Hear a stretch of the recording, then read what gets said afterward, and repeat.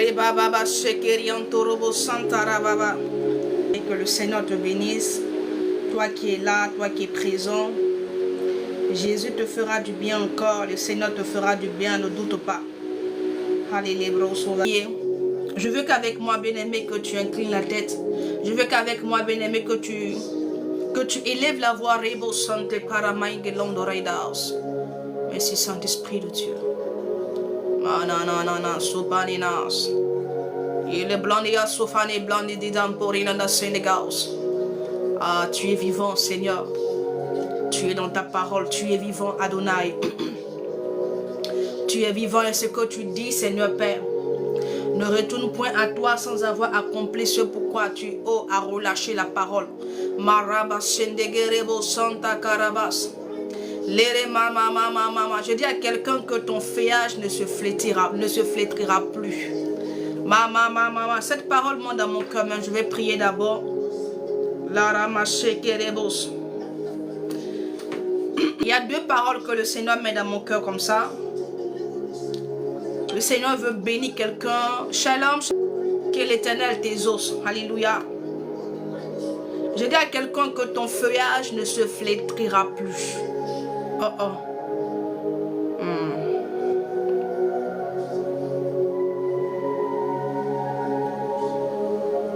Allez, bro, chantaraba. Ya, rende maï de son to rende gay dans nos son parinasa. Ali brasa karababa. Je dis à quelqu'un que bien-aimé, je ne te dis pas pour te faire plaisir, c'est la parole qui est montée dans mon cœur tout à l'heure. Je ne sais pas ce qui se passe, ma karaba. Mais il y a une présence, bien-aimé, ma libro so kananas. Est-ce que quelqu'un peut se connecter à cette présence? Est-ce que quelqu'un peut se connecter à cette atmosphère? Est-ce que quelqu'un peut se connecter à cette présence? Mais je suis convaincu, bien-aimé, il y aura des délivrances, il y aura des restaurations. Ça ne dépend pas de moi, ça dépend de l'Éternel. Il dit comme ça en Somme, le chapitre 1er, le verset 3. Il dit, il est comme un arbre planté près d'un courant d'eau, qui donne son fruit en sa saison et dont le feuillage ne se flétrit point. Tout ce qu'il fait lui réussit. Je dis à quelqu'un que ton feuillage ne se flétrira point. Ton feuillage ne se... Longtemps tu as été dans une succession d'échecs. Longtemps, bien-aimé, tu as été dans une succession d'échecs. Mais je viens t'annoncer, bien-aimé, parce que tu t'es planté dans la parole de l'Éternel, parce que tu t'es planté dans la parole de l'Éternel, je déclare que ton feuillage ne se flétrira point. Je déclare que l'échec ne sera plus ta part. Je déclare que l'échec ne sera plus pour toi. Je déclare que l'échec ne sera plus pour toi. Parce que tout simplement,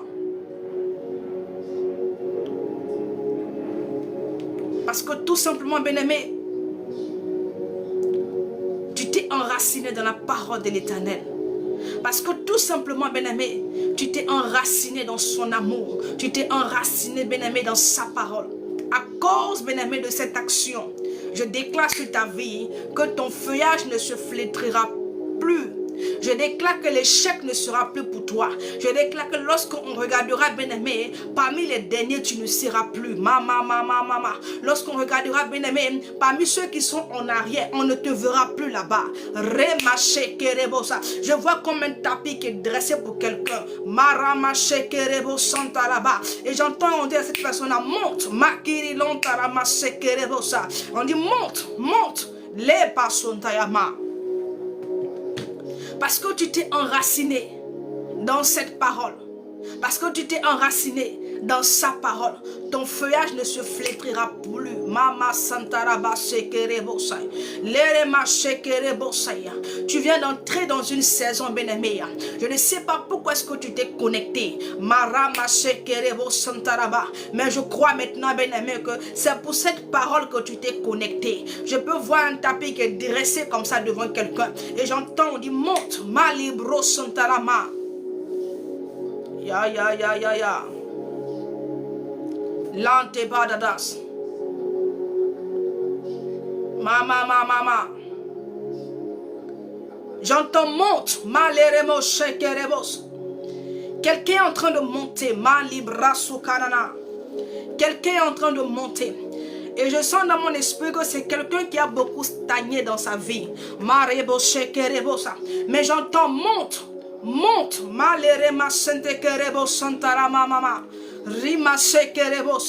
Personne ne pourra t'arrêter. Personne ne pourra te bloquer. Personne ne pourra arrêter cette ascension.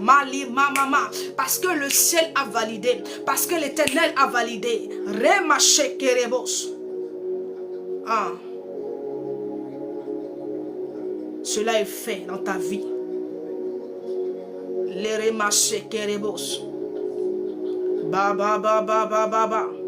J'entends monte. Je vois des aigles en train de monter. Ah, j'entends, oui, comme un aigle. Maribo sont tes brivas. Maniro sont taraba. J'entends comme un aigle. Malibro so kanana shekerebos. Zivandaraba shekerebo santaraba. J'entends comme un aigle. Ah, je ne sais pas pour qui est cette parole, mais j'entends comme un aigle. Mananana sutayama. Ya. Les bras sokaramais. J'entends comme un aigle. Erema sontorobosa. Ya. Voici cette parole que le Seigneur fait monter dans mon cœur. En Ésaïe 40, le verset 31. Je ne te connais pas. Je ne sais pas qu'est-ce que tu traverses actuellement. Je ne sais pas quel carrefour tu es. Mais voici la parole que l'Éternel fait monter dans mon cœur. Voici la parole que le Saint-Esprit a déposée dans mon cœur. Il dit comme ça en Ésaïe 40, le verset 31. Il dit, mais ceux qui se confient en l'Éternel, tu es là, bien-aimé, et tu t'es confié en l'Éternel. Ah, tu es là, tu me regardes. Tu t'es toujours confié en l'Éternel. Cette parole n'est pas pour tout le monde. Cette parole est pour... C'est-à-dire que c'est pour ceux-là qui se sont confiés en l'Éternel. Ceux-là qui ont tourné leur regard vers l'Éternel. Ceux-là qui se sont appuyés sur Jésus. Ya. Il dit, mais ceux qui se confient en l'Éternel renouvellent leur force. Ils prennent leur envol. Au moment où les gens disaient que tu étais fini, où les gens pouvaient voir les situations qui se déversaient dans ta vie, les gens pouvaient voir que tu t'es affaibli. Mais toi, tu t'es confié en l'Éternel. Les gens n'ont pas compris. Tu avais disparu un moment. Parce que tu es allé dans la présence de ce Dieu. Tu t'es connecté à ce Dieu. Et durant ce temps-là, bien-aimé, l'Éternel a renouvelé tes forces. Il a renouvelé tes forces. Il a renouvelé tes forces. Il t'a ressourcé. Il t'a restauré. Restauré tes forces. Et voici le moment pour toi de prendre ton envol. Voici le moment pour toi de prendre ton envol. Voici le moment pour toi de prendre ton envol. Et maman. Parce que pour que tu puisses prendre ton envol, tes forces doivent être renouvelées. Parce que tu vas aller à une vitesse. Mananana sukanama. Tu iras à une vitesse. Je ne sais pas qu'est-ce qui était bloqué dans ta vie. Mais je dis à quelqu'un, il y a la sanction qui arrive. Je dis à quelqu'un, Eremas. Ya. Ah, Saint-Esprit. Les bras sont à bradias. Il dit, ils prennent le vol comme l'aigle. Ils courent, ils ne se lassent point. Ils marchent et ne se fatiguent point. Ah, quelqu'un s'est confié en l'Éternel. Quelqu'un s'est retiré. Quelqu'un s'est appuyé sur Jésus. Quelqu'un a pris appui sur l'Éternel. Quelqu'un est resté dans la présence de Dieu. Il a laissé l'Éternel le remplir, le renouveler, le ressourcer. Et voici le temps qui est arrivé. Il dit, tu marcheras, tu ne t'arrêteras pas. Tu marcheras, tu ne te fatigueras pas. Tu marcheras, tu iras, tu avanceras sans te fatiguer. Et tu prendras ton envol. Tu prendras ton envol. Oui, je dis cette parole à quelqu'un. Je te dis la vérité. Malibro sokanana. Je te dis la vérité. Car c'est la parole que l'Éternel a fait monter dans mon cœur. Tu pars et tu prends ton envol. Ton envol comme l'aigle. ton envol, bien-aimé, dans tes finances, ton envol, bien-aimé, dans tes relations, ton envol, bien-aimé, dans tes affaires, ton envol, bien-aimé, dans ton foyer, ton envol, bien-aimé, dans ton ministère. Mama Shekerebosa, j'entends ministère, ma libro souvanias. Mama. Hey, Yadada Subarilas. Les cantoro supanini saïda lendemain.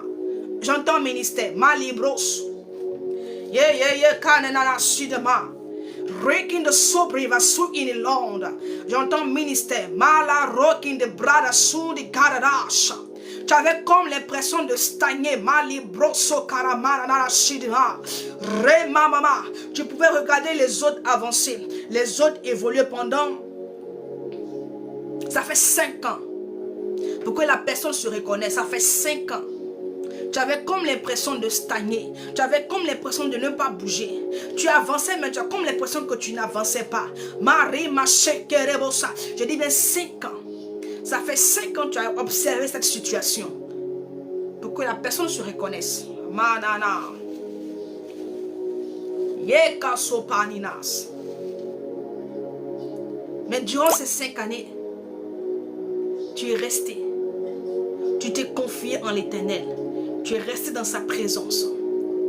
Et le Seigneur t'a enseigné. Il t'a fortifié. Il t'a instruit. Il t'a rempli. Il t'a équipé. Et voici le temps est arrivé pour toi. C'est le temps pour toi, oui bien-aimé. Le temps, me dit le Seigneur, le temps que tu prennes ton envol.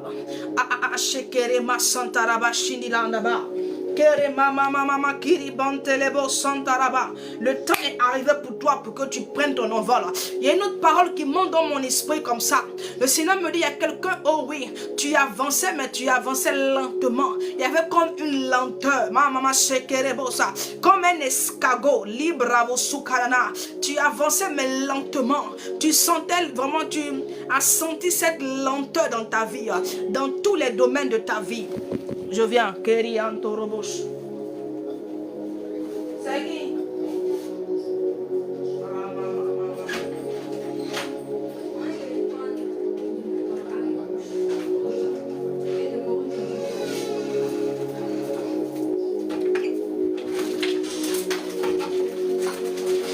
Ah, c'est arrivé.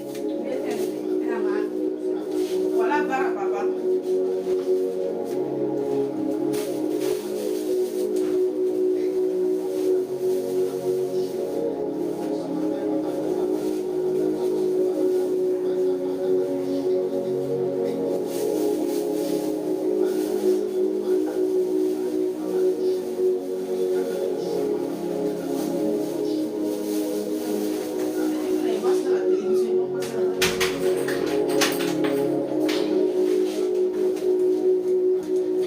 Parako Santarabas. Désolé. Dès que je suis parti net, descendu. Orema Shekerebosai. Labra sous Kanama. Je disais comme ça qu'il y a une parole qui est montée dans mon esprit. Ah, Saint-Esprit. Ouais. La parole qui est montée dans mon esprit. Tu es quelqu'un, tu as senti vraiment cette lenteur dans ta vie. Toi-même, tu as senti qu'il y a une lenteur dans tout ce que tu fais. Une lenteur, tu ne comprenais pas. Mais tu t'es appuyé sur l'Éternel. Maman. Une lenteur au niveau professionnel. Une lenteur même qui ne dit pas son nom. Et toi-même, tu as remarqué cela dans ta vie. Le Seigneur me charge de te dire que parce que tu t'es confié en lui, parce que tu t'es appuyé sur lui, cette lenteur te lâche, cette lenteur te quitte. L'esprit qui est à la base te lâche au nom de Jésus. Maintenant, parce que tu t'es appuyé sur l'Éternel, il dit que tu marcheras. Et tu ne te fatigueras pas. Tu iras, bien-aimé. Tu prends ton envol. Tu avances. Maman. Je ne sais pas c'est qui. Je ne sais pas. Mais le Seigneur t'accorde la grâce. Il t'accorde la grâce. Il t'accorde cette grâce. Cette lenteur, cet esprit te lâche au nom de Jésus. Il lâche, il libère ta vie. Shalom, shalom, serviteur de l'Éternel. Jean-Paul, comment tu vas? Il te lâche au nom de Jésus. Tout à l'heure, j'ai dit que j'ai entendu ministère. Mani broso kananas. Ya ya ya ya ya ya ya ya ya keremo santo korobosa. Je vois des aigles en train de prendre leur envol. Je vois quelqu'un qui était fatigué qui se lève et qui est en train de courir. Mali brasu kanina manina na senama. Je vois quelqu'un au mani basinta là-bas qui était fatigué, mais je te vois en train de courir. Makasim. Je ne sais pas ce que ça veut dire. Les brakato sopaninas. Je te vois en train de courir. Je te vois en train de courir. Je te vois en train d'avancer. La ramasse kerebo. Aucun obstacle. Ou on dit un obstacle. Aucun obstacle ne pourra, bien aimé, te retenir, te bloquer. Aucun obstacle ne pourra te bloquer. Je te vois en train de courir parce que la force que tu as reçue est une force surnaturelle. Est une force surnaturelle. Est une force surnaturelle. Je te vois en train d'aller. Je te vois en train d'avancer.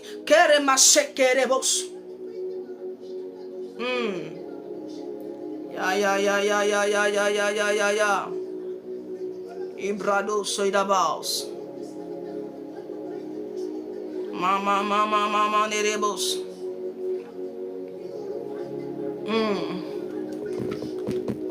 Les soufanigas.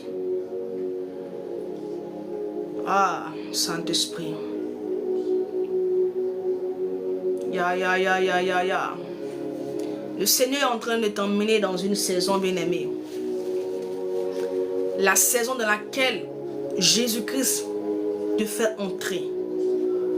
Le mois d'octobre sera un mois d'accélération pour toi dans ta vie.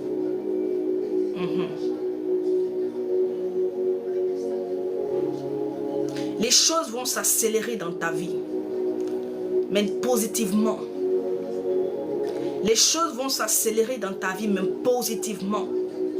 Je ne sais pas qui tu es, je ne sais pas ce que tu fais, mais c'est la parole que je reçois dans mon cœur. Parce qu'il y a une notion d'accélération. Les choses vont arriver dans ta vie, des choses positives. Le Seigneur est en train de te faire passer dans une saison. Ma carabache. Nous sommes au 9e mois, non? Le mois de septembre, c'est le 9e mois. Je comprends maintenant. Ya. Mais ce mois, c'est le 9e mois, le mois de septembre. Ok, je comprends maintenant pourquoi le Seigneur donne cette parole. Parce que le mois d'octobre est le 10e mois. Le 10e mois qui fait référence au chiffre 1. Le chiffre 1 qui fait référence au commencement. Voilà pourquoi je reçois cette parole. C'est maintenant que je comprends. Le Seigneur commence quelque chose pour quelqu'un. Il dit, je ferai de nouvelles choses. C'est maintenant que je comprends cette parole. Quelque chose de nouveau va commencer pour quelqu'un. Je ne comprenais pas. Pour cette parole monte dans mon cœur. Je dis à quelqu'un, je te dis la vérité.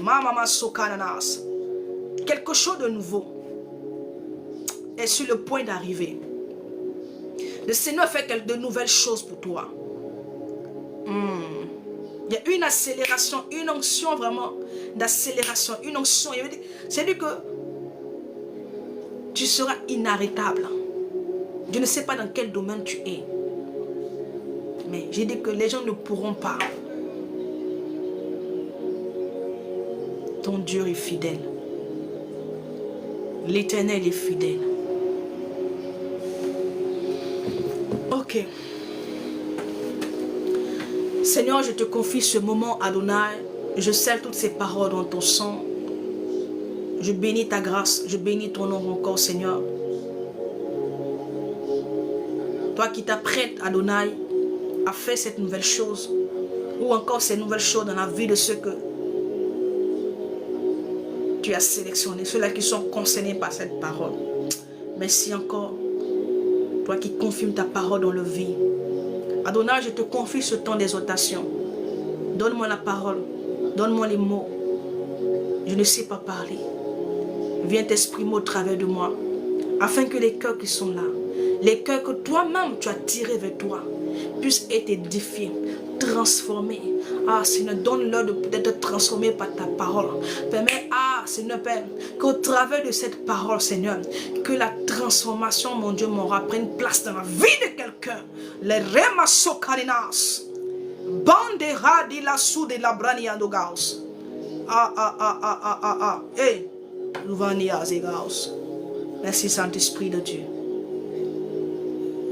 Que ton nom soit béni, Jésus. Amen. Amen. Bien-aimé. Le Seigneur suprême. Je t'assure. Dieu.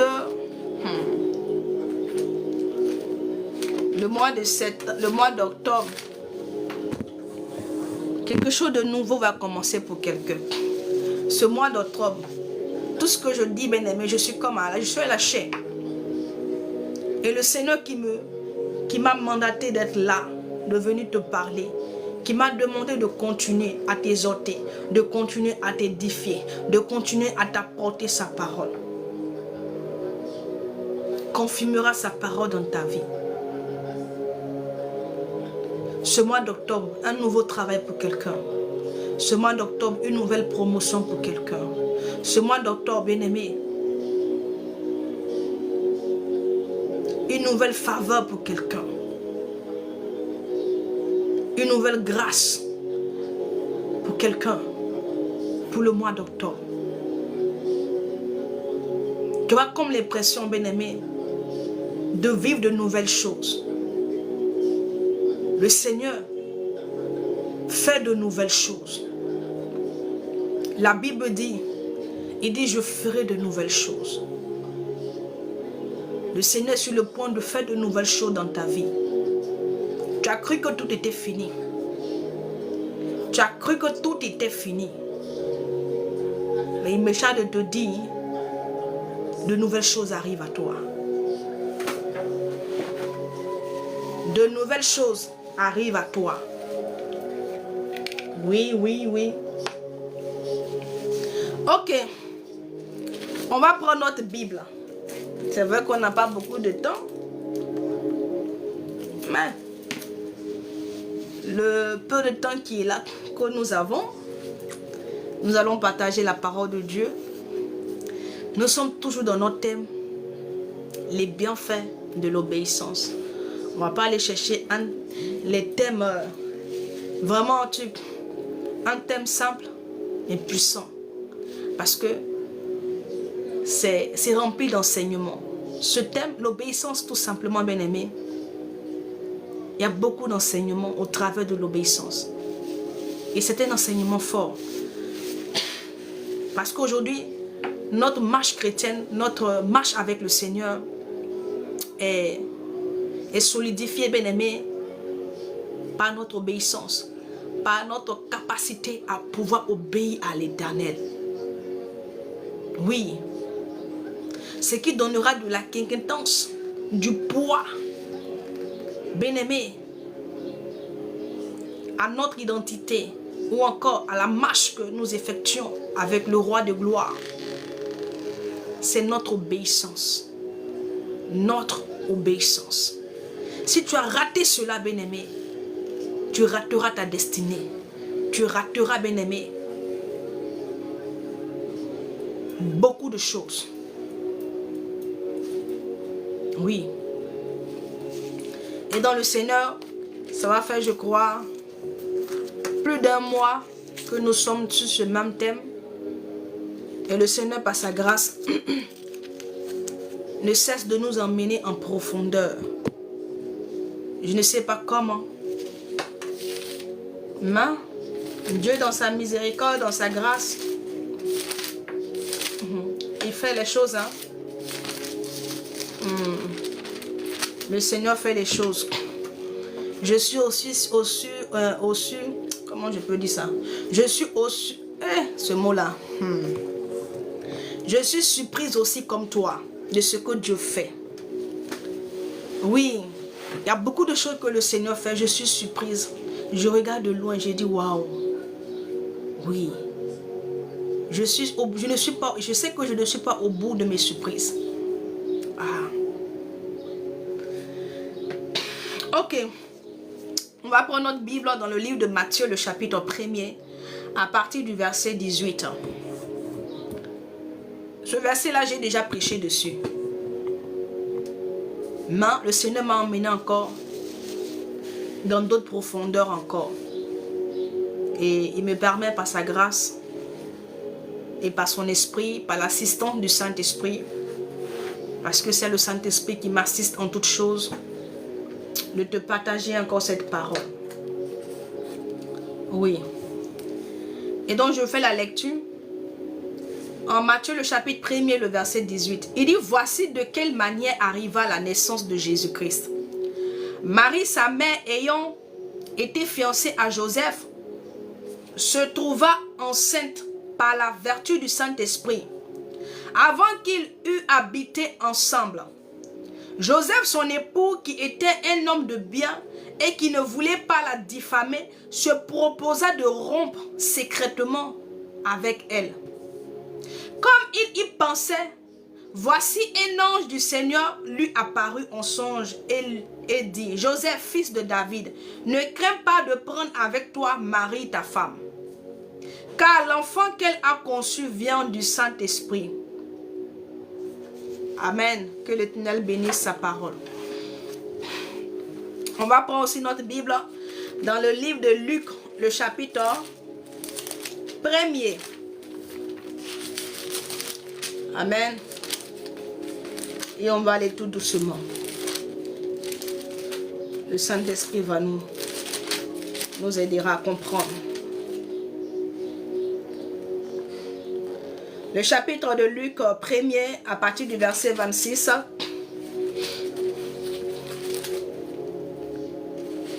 On dit comme ça ici. On dit au 6e mois, l'ange Gabriel fut envoyé par Dieu dans une ville de Galilée appelée Nazareth, auprès d'une vierge fiancée à un homme de la maison de David nommé Joseph.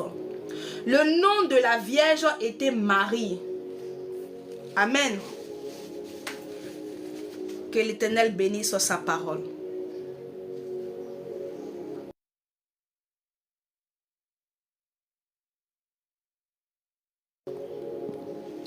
Que l'Éternel bénisse sa parole. Est-ce qu'on peut tapoter? Est-ce qu'on peut partager? Et donc, bien aimé, j'ai dit que le thème, c'est les bienfaits de l'obéissance. La Bible ici, bien aimé, nous relate ici une histoire. Et là, la Bible nous dit que il y avait une femme du nom de Marie. Et cette jeune fille-là, elle était fiancée à un homme. Mais avant tout d'abord, en Matthieu le chapitre 1er, on voit un peu la généalogie de Jésus.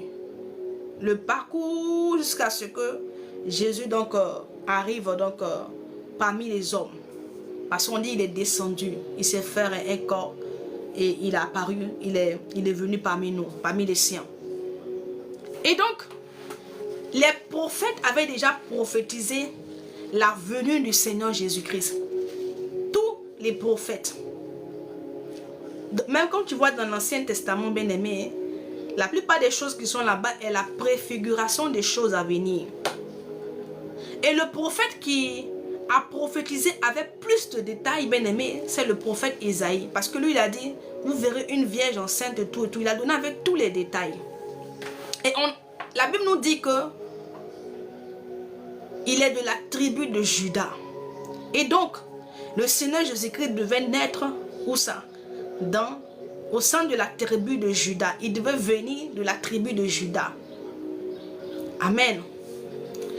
Et la Bible dit que quand le temps est arrivé, où cette prophétie-là, elle était en marche. Il y a eu combien d'années, bien aimé? Plus de 4 fois 14 générations.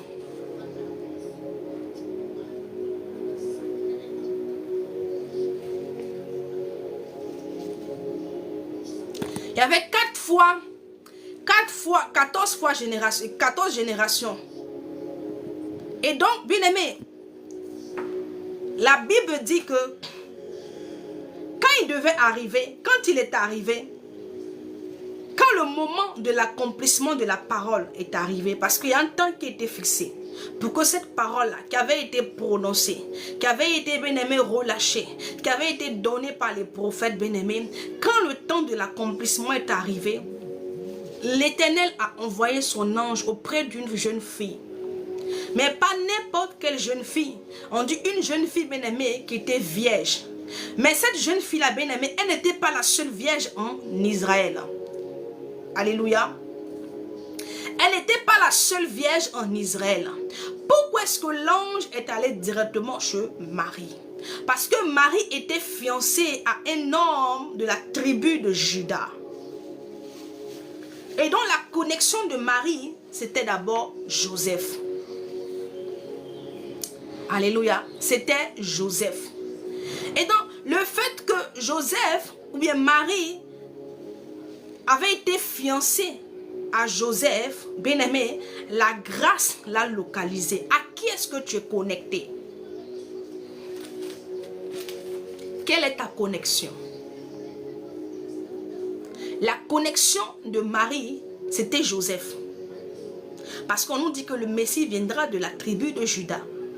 Et donc, parce que Marie était connectée à Joseph, il y avait une connexion entre Marie et Joseph, donc les fiançailles. Voilà pourquoi la grâce est arrivée à elle. Voilà pourquoi elle a été localisée. Et la Bible nous dit que Joseph, il a fiancé Marie. Ils ne s'étaient pas encore mariés. Ils se sont fiancés. Vous savez avec moi que, bien aimé, avant, quand des personnes veulent se marier, ce sont les familles qui se mettent ensemble d'abord. C'est d'abord la famille donc, de la mariée, la famille du marié qui se mettent ensemble. Même aujourd'hui, c'est comme ça. D'abord s'entendent d'abord et par la suite, on célèbre donc le mariage. Et donc les fiançailles, là, pour que les fiançailles aient lieu, bien aimé, c'est parce que la famille de Marie et la famille de Joseph ont trouvé un accord. On trouvait que c'était bon que leur fils s'unisse avec Marie. La famille de Marie, ils ont aussi trouvé bon que leur fille s'unisse vraiment à Joseph. Alléluia. Et je crois que, bien aimé, ça dépend aussi du témoignage de Joseph et de Marie. Alléluia. Ça dépend aussi du témoignage de leurs différentes familles. Parce qu'il y a des personnes pour se marier, tous ces critères-là, ils sont vraiment stricts dessus. Tu es de quelle famille? Ils cherchent à savoir un peu. Et donc, je crois que si la famille de Marie a accepté que Joseph épouse leur fille, c'est parce qu'ils ont trouvé ce jeune homme-là bon. Ils ont vu la bonté de son cœur. Ils ont vu que c'était un homme sérieux. Ils ont vu que c'était un homme bon. C'était un homme qui était bien. Et pareil, vice versa. Si la famille de Joseph, si Joseph lui-même est allé vers Marie, c'est par rapport aussi, ce n'est pas seulement que la beauté, mais c'est par rapport aussi au caractère. Il a vu certainement en elle une femme soumise, une femme douce, une femme bienveillante. Donc il a vu quelque chose, des qualités vraiment qui l'ont plu. Voilà pourquoi il a décidé de faire d'elle sa femme, son épouse. Alléluia. Mais on nous dit que quand ils se sont fiancés, et donc la Bible dit qu'ils ne vivaient pas ensemble parce qu'ils n'avaient pas encore fait le mariage. C'est-à-dire qu'ils n'avaient pas encore célébré le mariage pour que les deux puissent commencer à vivre ensemble. Et donc Marie était chez ses parents, Joseph pareil était aussi certainement en famille. Et donc ils se préparaient donc comme ça à l'avenir, à pouvoir célébrer leur mariage et maintenant vivre ensemble. Et donc c'était leur projet. Alléluia. C'était leur projet. Certainement qu'ils avaient, ils avaient des projets. Ils avaient des projets. Ah. Ya. Les bras sous cananas. Vous voyez un peu, quand on voit Marie, les gens, quand les gens voient cette histoire, ils ne vont pas en profondeur pour comprendre ce que Marie a décidé de perdre pour être celle-là, pour porter le Messie, le libérateur. Les gens voient cette situation-là, mais facile. Autant, ce n'est pas aussi facile que ça. Marie était une jeune fille. C'est-à-dire qu'elle a fait des études. Elle allait à l'école. Elle a eu ses diplômes. Elle va entrer dans la vie active, bien-aimée. Elle trouve un fiancé. Elle va se marier. Elle va construire une famille. Elle et son fiancé, ils ont des projets en commun. Marie avait des projets. Marie avait des intérêts. Elle avait ses intérêts. Elle avait des projets qu'elle-même, elle voulait mettre en place. Oui. Mais un jour comme ça, elle est assise chez elle à la maison et elle reçoit la visite de quelqu'un. Et le cours de sa vie sera basculé, c'est-à-dire que sa vie va basculer. Sa vie tout va basculer dans sa vie. La venue de l'ange, bien-aimé, a tout changé dans la vie de Marie. On nous dit que auprès d'une vierge fiancée à un homme de la maison de David, on précise, donc la connexion c'est qui? Joseph, qui est issu de la tribu de Juda, de la maison de David. On dit le nom de cette vierge était Marie. L'ange entra chez elle. L'ange, quand il est entré chez Marie, il allait vers elle. Qu'est-ce qu'il a dit à Marie? Il dit, l'ange entra chez elle et dit, je te salue, toi à qui une grande grâce a été faite. Le Seigneur est avec toi. On est troublé par cette parole. Marie se demandait ce que pouvait signifier une telle salutation. Et donc quand l'ange est venu, l'ange Gabriel, quand il est venu, il est entré. J'ai dit à quelqu'un, le Seigneur connaît ton adresse. Il sait où tu habites. Il sait où tu loges. Toi qui dis que le Seigneur t'a oublié. Hein? Toi qui dis que Seigneur tu m'as oublié. Il connaît ton adresse. Il sait là où tu habites. Bientôt, tu vas recevoir la visite des anges chez toi à la maison. Comme Marie. Oui. Bientôt, tu vas recevoir chez toi la visite des anges comme Marie. Comme Abraham. On dit Marie était chez elle. Elle était chez elle. Elle ne savait pas ce qui se passait. Or, l'Éternel étant sur son trône. On dit il est sur son trône de gloire. Et la terre est son marchepied. Il voit tout ce qui se passe, bien-aimé, sur la terre. Il voit les hommes, il voit leurs actions.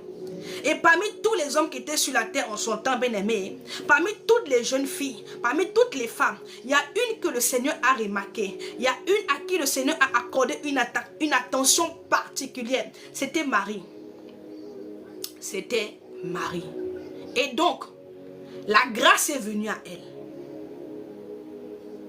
Elle était là-bas.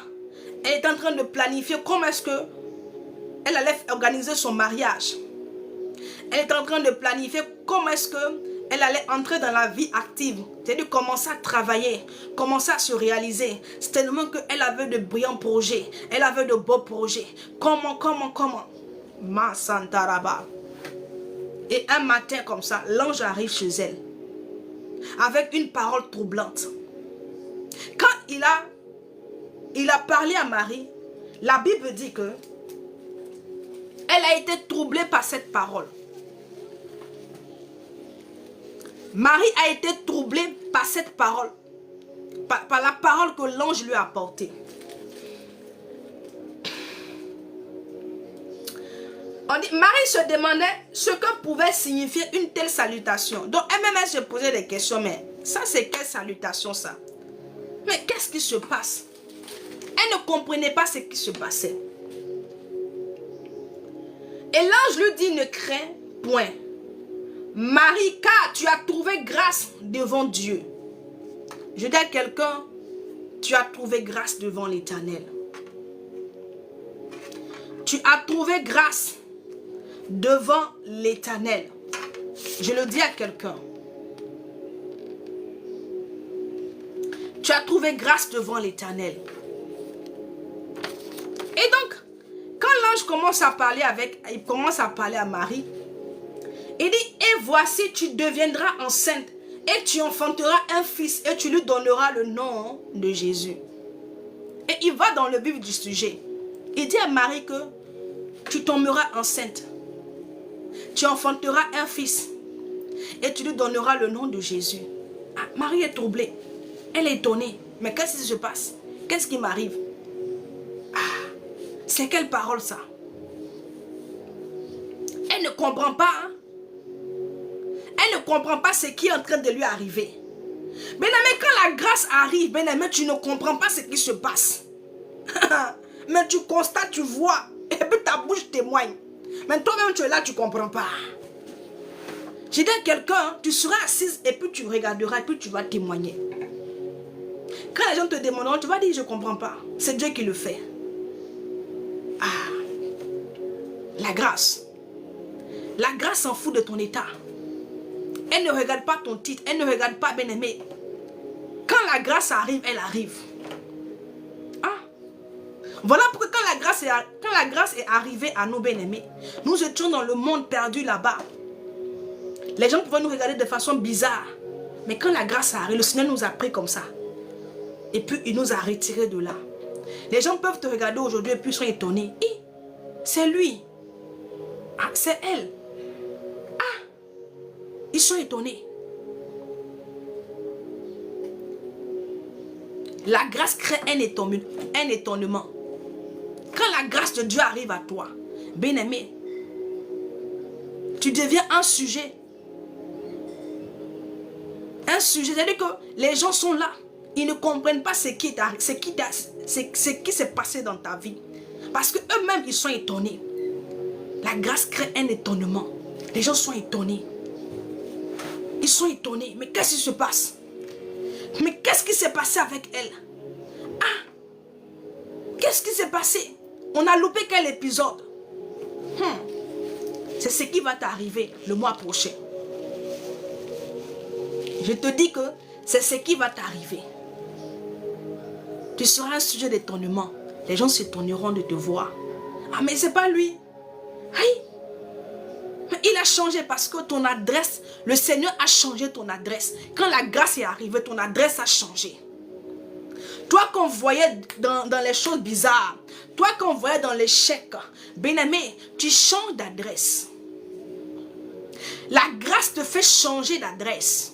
Je dis à quelqu'un, la grâce là, elle te fait changer d'adresse.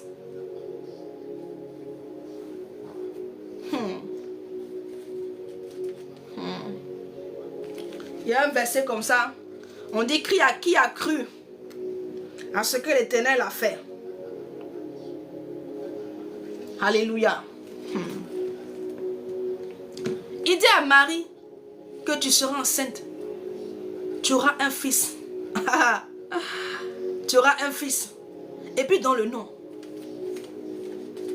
Au verset 32. Il sera grand et sera appelé fils du Très-Haut. Et le Seigneur Dieu lui donnera le trône de David son père.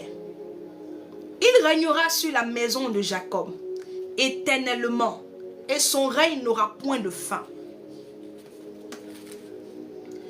Marie dit à l'ange, mais comment cela se fera-t-il puisque je ne connais point d'homme? Donc Marie ne comprend pas. L'ange vient, il lui dit quelque chose. Ah, on dit que tu as la grâce. La grâce est tombée sur toi. Et voici ce que cette grâce l'avait fait de toi. Ah, c'est-à-dire que tu vas porter le roi des rois. Ah, le Dieu véritable. La gloire de Dieu. Marie est là, elle est étonnée. L'ange lui parle et lui parle. Mais elle demande à l'ange, mais comment cela se fera-t-il? Puisque moi, là, je suis vierge, je ne connais point d'homme. Tout ce que tu es en train de me dire là, je ne conteste pas. Mais dis-moi comment ça va se faire. Comment ça va se faire? Je veux comprendre. Parce que là, c'est flou dans mon esprit. Je ne comprends rien. Je ne comprends rien.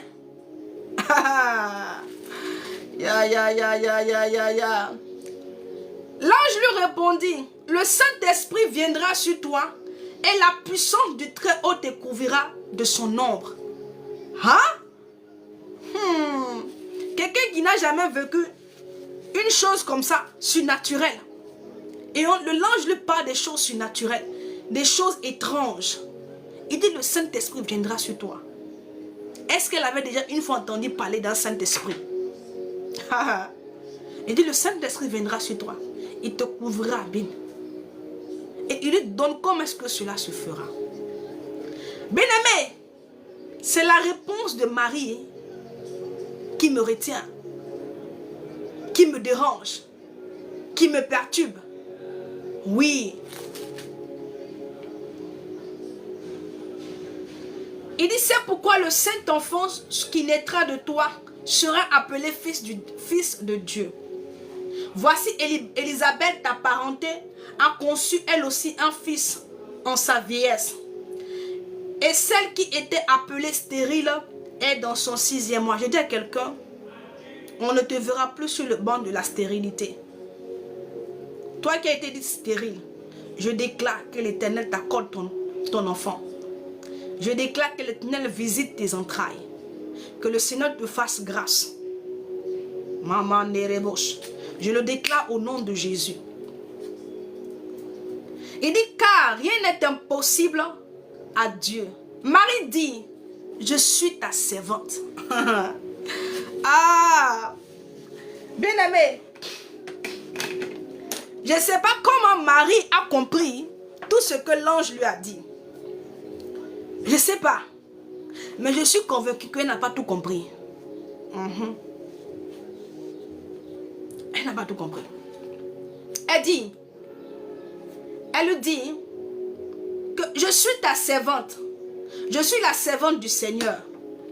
Qu'il me soit fait selon la parole. Elle dit, je suis ta servante. Qu'il soit fait selon ce que le Seigneur a dit. Que la volonté de l'Éternel se fasse. Que sa volonté se fasse dans ma vie. Étrange. Bizarre. Parce que Marie n'évoque pas ce sujet du fait qu'elle est fiancée à un homme. Marie ne dit pas à l'ange, mais moi je suis fiancée à un homme. Mais je fais comment avec lui? Qu'est-ce que je lui dirai?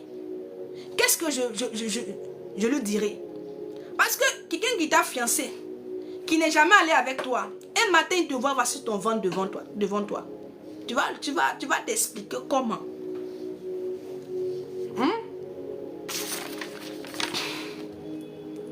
Parce que jamais, à part Marie, une femme vierge est tombée enceinte. Donc c'était nouveau. Comment est-ce que Marie allait se justifier? Comment est-ce qu'elle allait se justifier auprès de sa famille? Qu'est-ce qu'elle allait dire à Joseph pour le convaincre?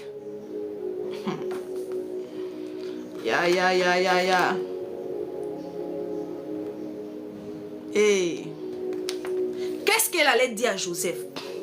Elle était fiancée à Joseph. Comme toi tu es fiancé à Christ. Comme il est dit en 2 Corinthiens 11, le verset 12. Le verset 2. La Bible dit que nous sommes fiancés à un seul, Christ. Elle allait dire, expliquer ça comment à Joseph. Mais on ne voit, c'est-à-dire qu'elle n'évoque pas ce sujet-là avec l'ange. Elle accepte la parole. Elle capte la parole. Bien-aimée, elle reçoit la parole. Donc elle est consentante. Elle accepte ce que l'ange lui a apporté comme message. Elle accepte de prêter ses entrailles. Elle accepte de porter le Messie. Elle accepte que le plan divin s'accomplit sur la terre. Elle accepte porter le Messie. Mais bien aimé, quand Marie a accepté, quand elle a obéi, elle a accepté toutes ces choses. Est-ce que tu sais ce que cela voudrait dire? Marie a accepté de mourir. Elle a accepté de mourir.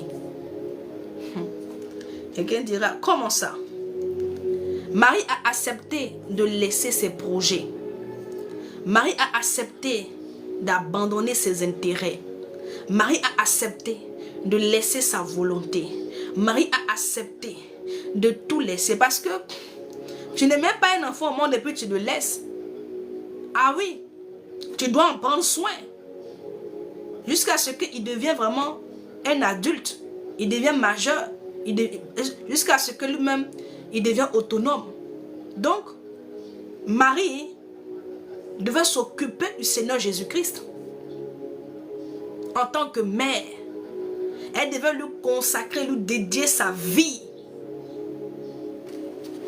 Pour une jeune fille qui vient de se fiancer, il m'a regardé cette grande responsabilité.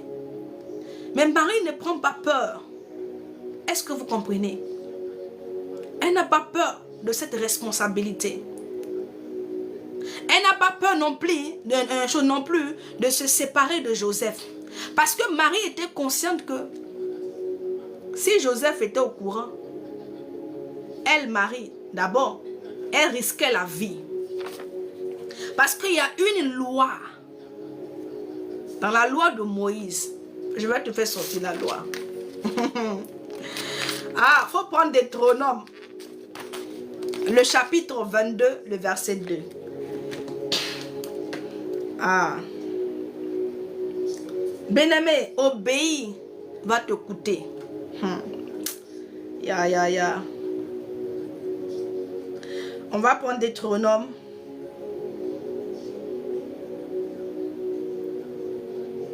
Deutéronome 22, le verset 2. Marie.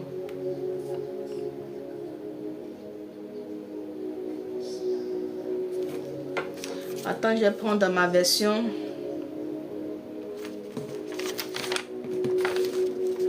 Je vais prendre dans ma version ici le second.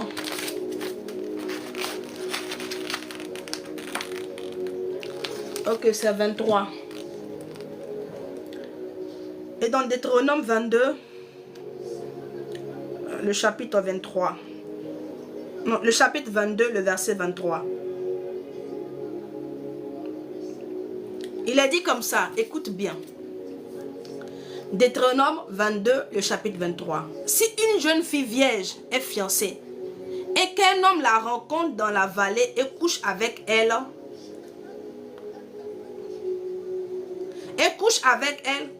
vous les emmènerez tous deux à la porte de la ville, vous les lapiderez et ils mourront. La jeune fille pour n'avoir pas crié. Amen.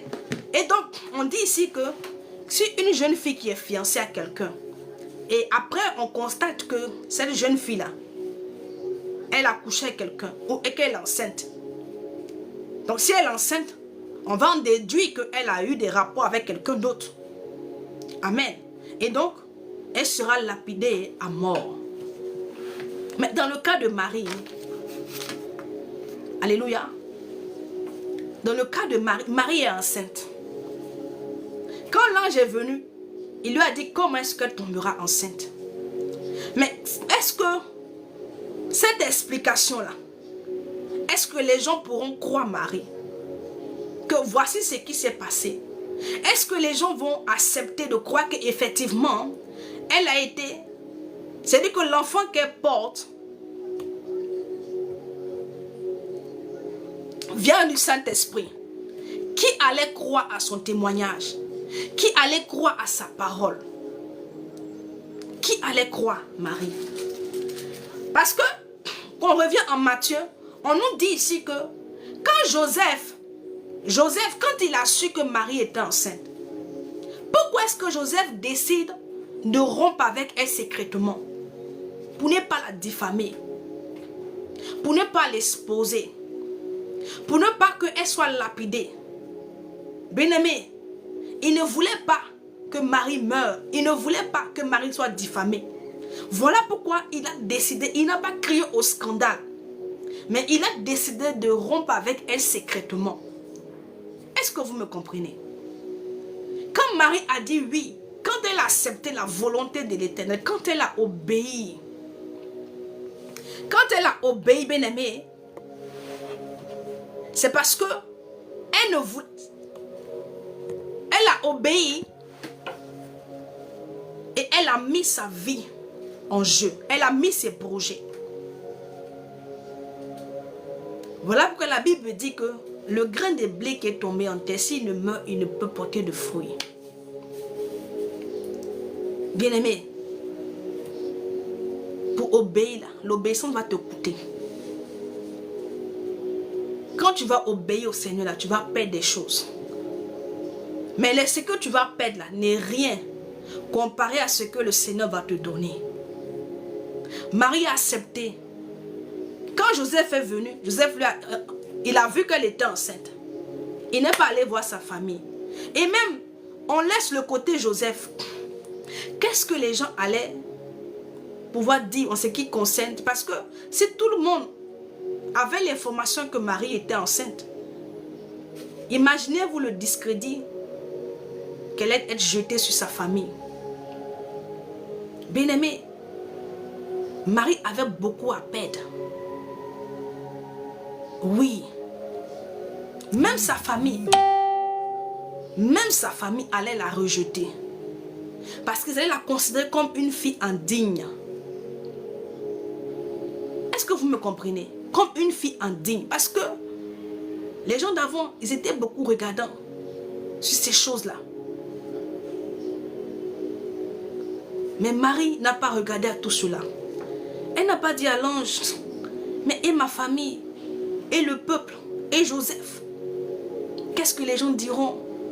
Ma tête sera mise à prix. Je serai lapidée. Qu'est-ce que je fais? Mais l'Éternel qui a emmené son ange auprès de Marie, ne savait-il pas que Marie, en disant oui, elle risquait sa vie? Ne savait-il pas que Marie était fiancée? Bien sûr, il le savait. Mais il n'évoque pas ce sujet avec Marie. Il n'évoque pas ce sujet-là. Il donne tout simplement la parole à Marie. Et Marie accepte la volonté de l'Éternel. Elle accepte que le plan divin se réalise, s'accomplisse. Et elle a compris que pour que cela se fasse, elle devait y participer. Elle devait faire des sacrifices. Elle devait faire des sacrifices. Toi, tu veux obéir au Seigneur, mais tu ne veux pas faire des sacrifices. Mais voilà pourquoi tu n'obéis pas. Parce que tu es penché sur tes intérêts seulement. Tu es penché seulement, c'est-à-dire que tu es focalisé sur tes projets. Marie a laissé ses projets, même son mariage. Bien-aimé, quand Joseph est venu, il a dit, bon, comme toi, c'est tellement qu'il lui a posé la question. Mais qu'est-ce qui se passe? On est fiancés, on ne vit pas ensemble. Tu es enceinte, c'est comment? Marie, dis-moi la vérité. Est-ce qu'on se comprend? Il lui a posé des questions. La Bible dit, Joseph, son époux, qui était un homme de bien et qui ne voulait pas la diffamer, se proposa de rompre secrètement avec elle. Donc dans la discrétion. Est-ce que vous comprenez? C'est parce qu'ils ont eu échange. Marie essaie de parler, mais il ne comprenait pas. Parce que tout ce qu'elle disait là, pour lui, c'était impensable. Il ne pouvait pas croire ce qu'elle disait. Et donc, il a conclu que cette affaire-là, cette relation-là, il fallait en mettre fin. Et donc, il a décidé de se séparer d'elle. Mais il n'est pas allé abuser la famille. Parce qu'il savait que s'il le faisait, il allait exposer Marie. Parce que c'était un homme de bien. C'était un homme sage. Oui. Il aurait pu dire que oh, Marie m'a trahi. Allez courir sur tous les toits. Allez raconter à tout le monde. C'est-à-dire que vous êtes dans les fiançailles, vous n'êtes pas encore marié, que déjà dans les fiançailles, déjà là, les gens viennent juger votre affaire. C'est-à-dire que vous êtes seulement que fiancé, hein. Mais toujours, on doit juger votre affaire. Mais revoyez-vous. Revoyez-vous. Toujours l'homme va courir pour aller voir tes parents. Toi, tu vas courir pour aller voir ses parents. Vous n'êtes pas encore mariés, hein? Mais on ne fait que juger votre affaire. Mais revoyez-vous. La Bible dit que Joseph était sage. Ne cherche pas un homme qui a beaucoup d'argent. Cherche un homme qui a la crainte de Dieu. Cherche un homme qui est sage. Parce que tu peux avoir l'argent, bien-aimé. Trouver quelqu'un qui a l'argent, mais qui va te faire souffrir. Mais quelqu'un qui aime le Seigneur, quelqu'un qui est sage, saura comment faire les choses pour ne pas que tu sois blessé. Et donc, Joseph était cet homme-là. Il était cet homme-là. Alléluia. Joseph était cet homme-là.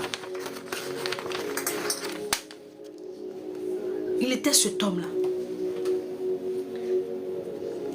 Je ne sais pas comment est-ce que Marie a pu cacher cela à sa famille. Mais c'était les deux qui étaient au courant de cette affaire. Et ils décident comme ça de se séparer d'elle. De se séparer d'elle discrètement. Pour ne pas lui faire du mal. Alléluia. Pour ne pas lui faire du mal. Il y a des personnes aujourd'hui, à cause de mariage, Marie a accepté perdre. C'est-à-dire qu'elle a accepté perdre le mariage pour obéir à l'Éternel. Mais toi, à cause du mariage, tu es prêt à abandonner Jésus. À cause d'un homme. À cause d'un homme, toi tu es prêt à abandonner Jésus. Oui. Tu es prêt à abandonner Jésus pour un homme. Quelqu'un qui va te laisser au carrefour. Quelqu'un qui va te laisser au carrefour. Quelqu'un qui va te faire pleurer. Quelqu'un qui va te faire pleurer demain. Toi, tu es prêt. Shalom. Tu es prêt à abandonner le Seigneur pour un homme. Tu es prêt à changer même de religion. D'abandonner ta marche avec le Seigneur. À cause d'un mariage. À cause, est-ce que le mariage c'est le passeport pour aller au paradis ou pour aller au ciel? Est-ce que le mariage là, ça te donne le droit d'entrer? Le mariage, le mariage là c'est bien, c'est bon sur la terre ici. Mais c'est pas ce qui va valider ton passage de l'autre côté. Beaucoup aujourd'hui abandonnent le Seigneur pour un travail. Beaucoup sont là, ils abandonnent le Seigneur pour un travail. Tu penses que Marie n'avait pas une vie? Tu penses qu'elle n'avait pas des projets? Tu le penses? Tu penses qu'elle n'avait pas des projets? Elle n'avait pas sa volonté? Elle avait des projets. Mais quand la parole est venue à elle, bien-aimée, elle s'est soumise. Elle a obéi, elle a accepté. Mourir en elle. Elle a accepté. Laisser ses intérêts. Elle a accepté. Tout déposer. Pour suivre la parole. Pour obéir à la parole. Pour se soumettre à la parole. Mais c'est triste de voir aujourd'hui Les gens qui disent qu'ils aiment le Seigneur, mais qui ne sont pas prêts pour abandonner certaines choses pour l'Éternel. Il arrivera des moments où le Seigneur va mettre les deux sur une balance. Et tu seras emmené à faire un choix. Tu seras emmené à faire un choix. Si véritablement tu aimes le Seigneur, tu choisiras l'Éternel. Shalom, shalom, shalom. Alléluia.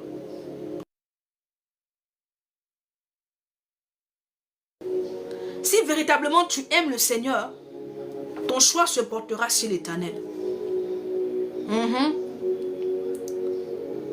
Elle aurait pu dire à l'ange, mais non, non, non, non, moi je suis déjà fiancée.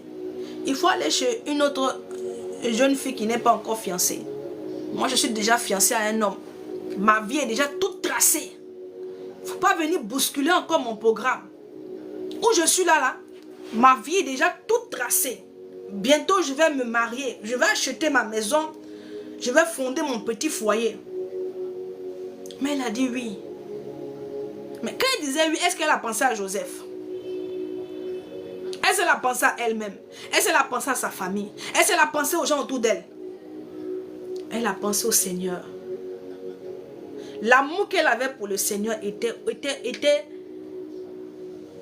à un niveau extrême. Parce qu'il faut aimer le Seigneur, bien-aimé, pour dire oui à une telle parole. Il faut avoir de l'amour pour le Seigneur. Obéir, ce n'est pas seulement une simple action. Obéir, c'est un signe d'amour. C'est-à-dire que c'est le signe, c'est-à-dire que de ton amour. De ton amour pour le Seigneur. Quand tu obéis, cela démontre que tu as de l'amour pour l'Éternel. Tu aimes ce Dieu. Et cet amour-là, tu le démontres de par ton obéissance, de par ta soumission. Oui. Combien le font aujourd'hui? Combien acceptent comme mari de tout perdre pour suivre le Seigneur? Combien acceptent de laisser leur vie,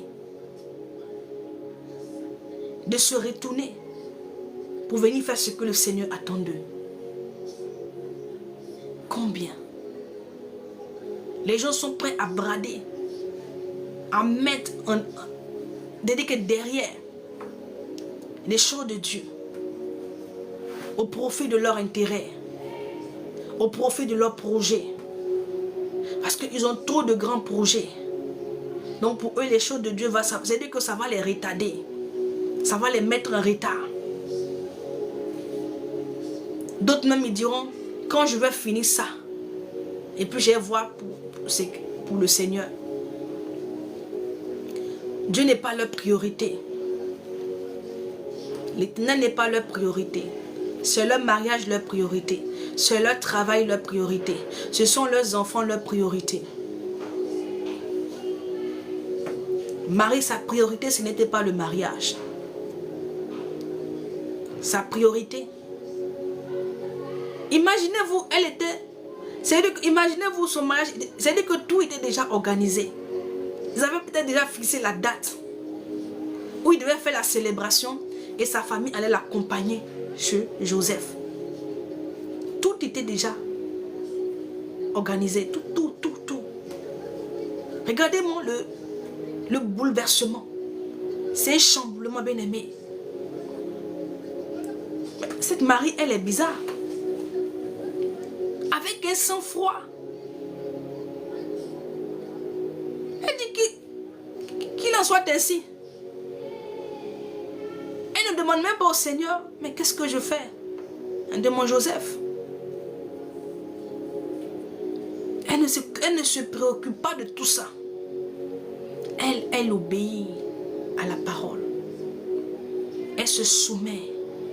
Le reste là, l'Éternel s'en chargera. C'est ce que beaucoup n'ont pas compris. C'est ce que beaucoup n'ont pas compris. Il veut d'abord comprendre le fond de la chose avant de se lancer. Oh, avec Dieu, ça ne marche pas comme ça. Avec l'Éternel, ça ne marche pas comme ça. Il va te dire, va faire ça. Il ne te donne pas, bien-aimé, toutes les informations. C'est à toi de démontrer ton amour. Est-ce que tu es prêt à aller jusqu'au bout pour lui? Est-ce que tu es prêt? Est-ce que ton cœur,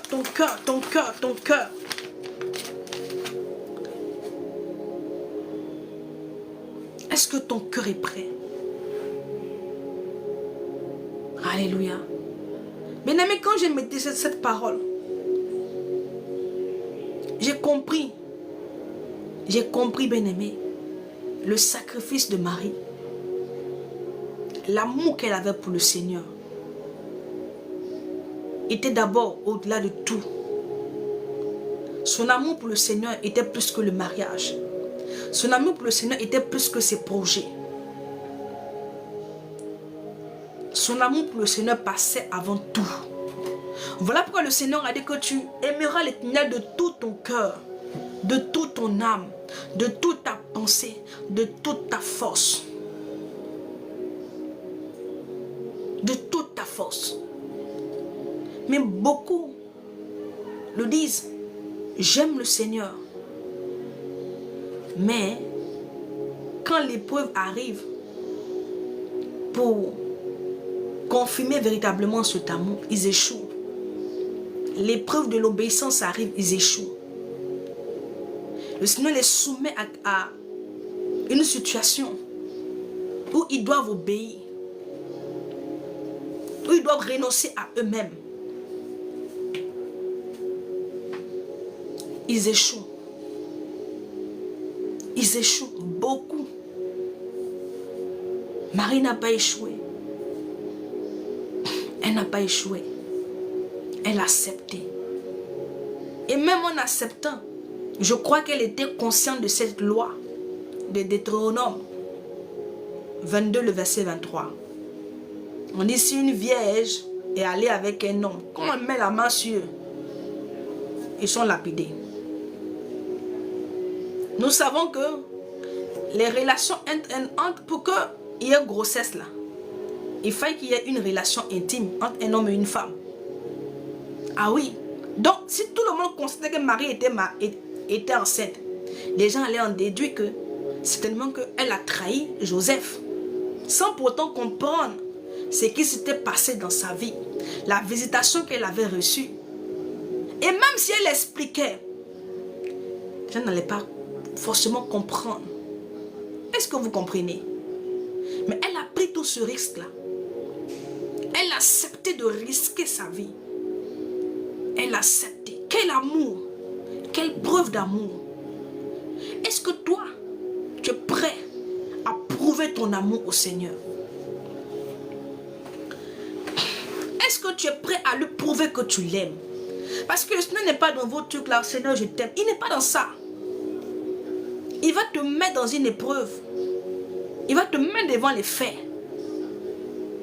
Et c'est à partir de là qu'il saura si tu l'aimes ou pas.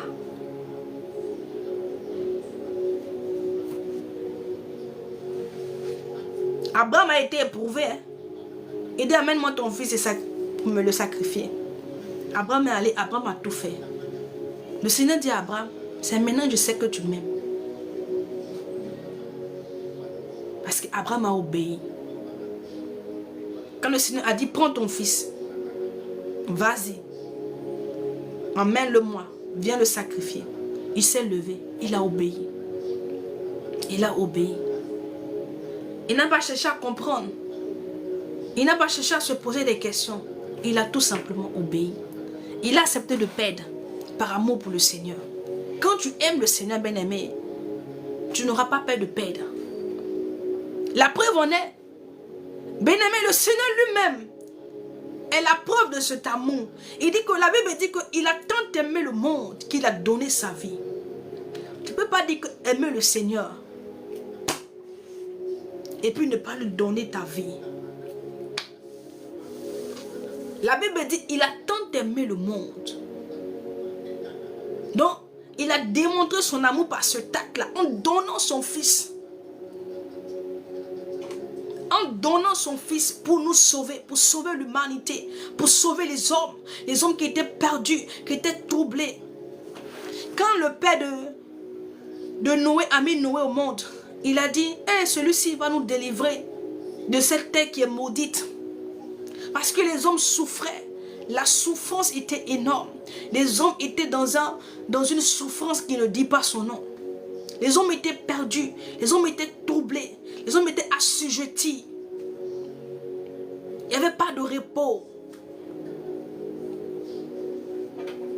Et le Seigneur, par amour, il a fait don.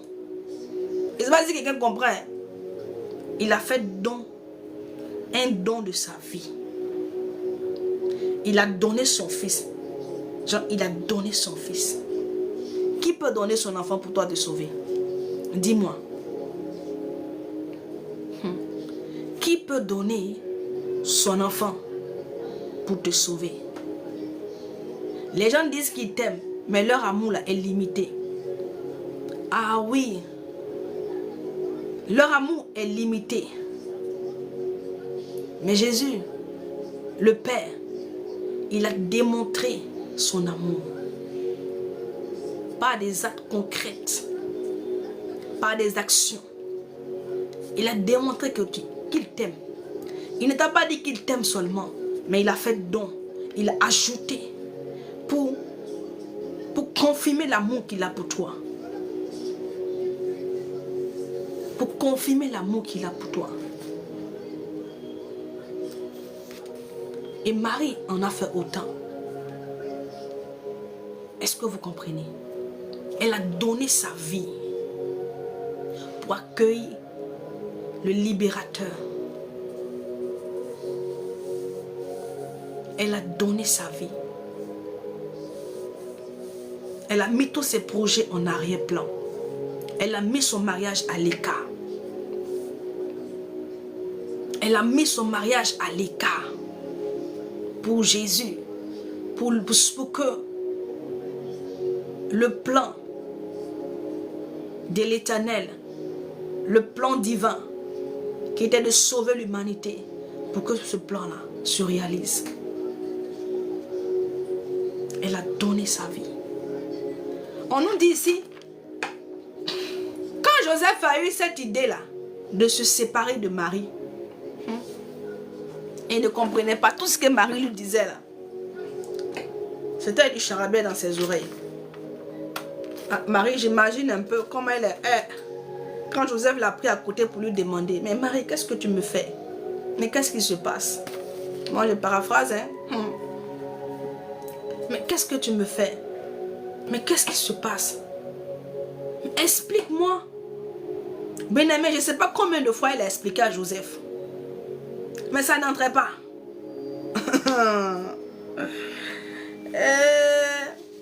Je ne sais pas combien de fois elle a eu à expliquer à Joseph. Mais ça ne rentrait pas.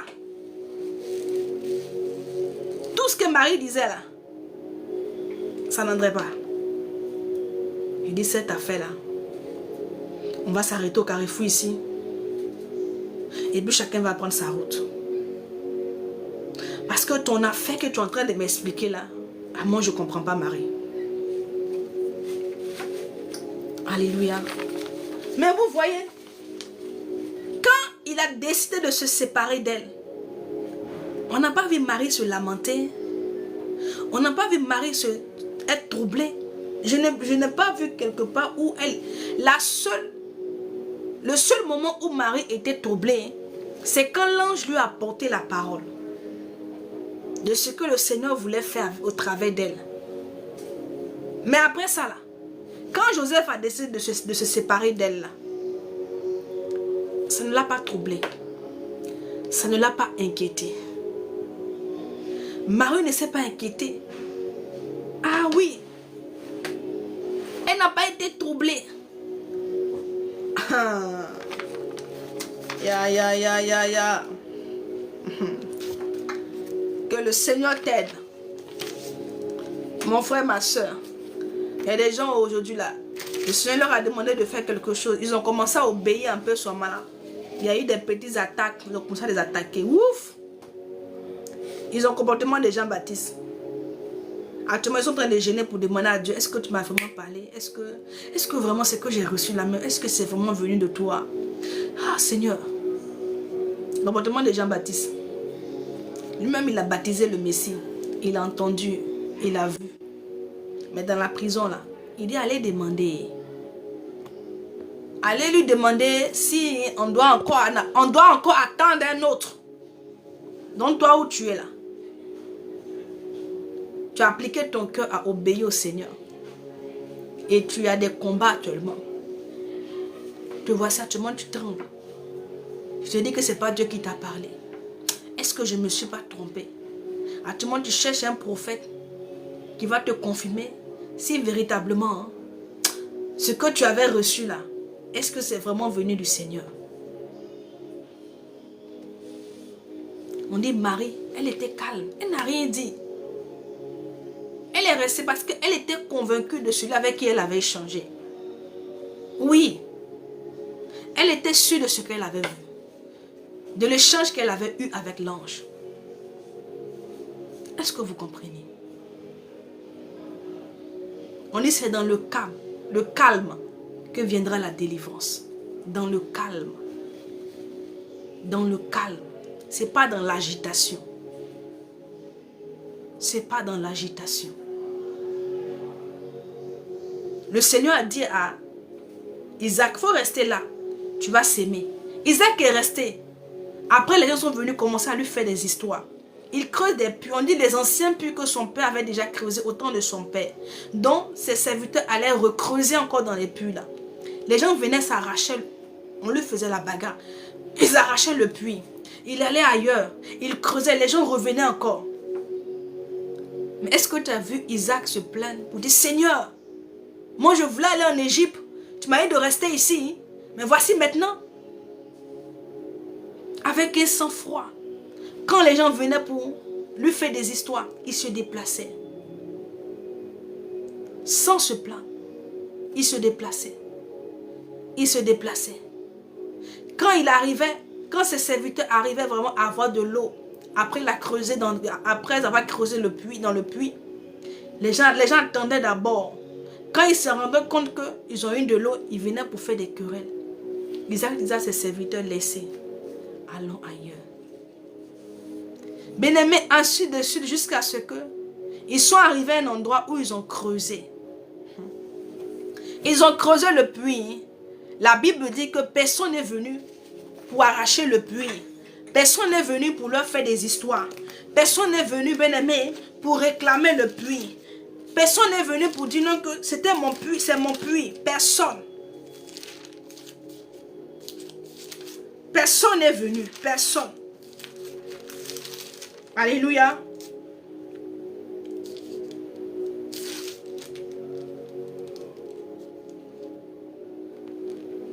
Personne n'est venu pour arracher le puits. Et là, Isaac a dit quelque chose. On va prendre Genèse 26.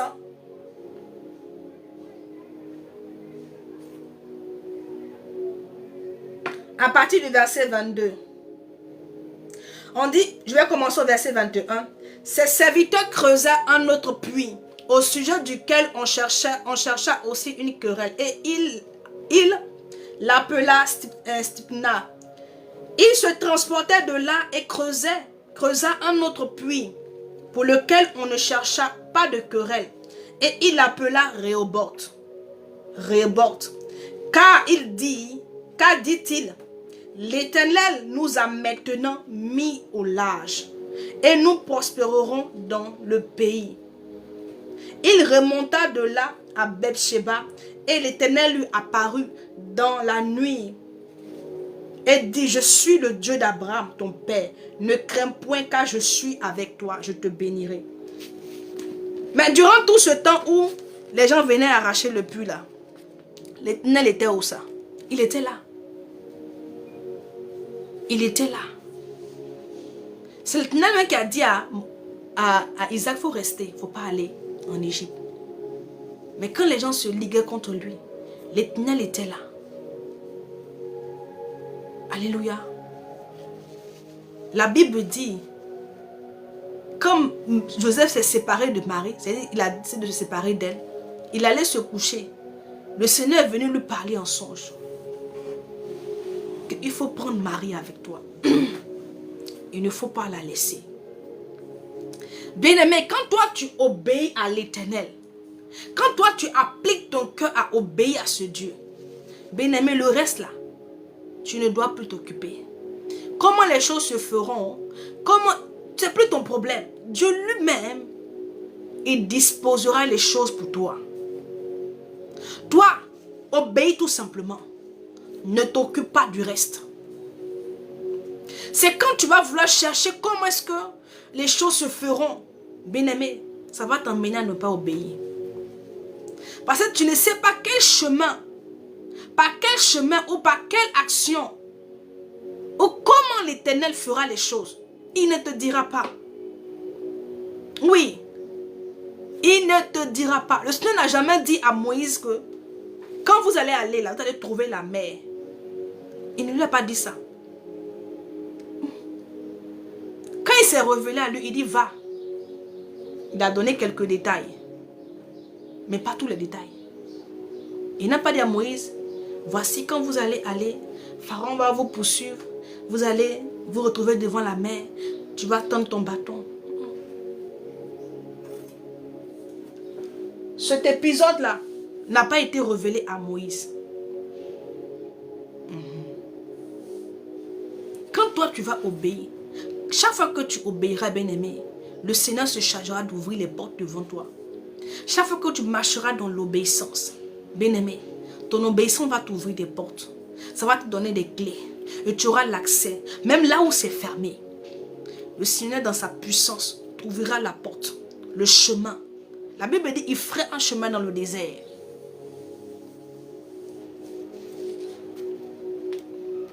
Marie a obéi.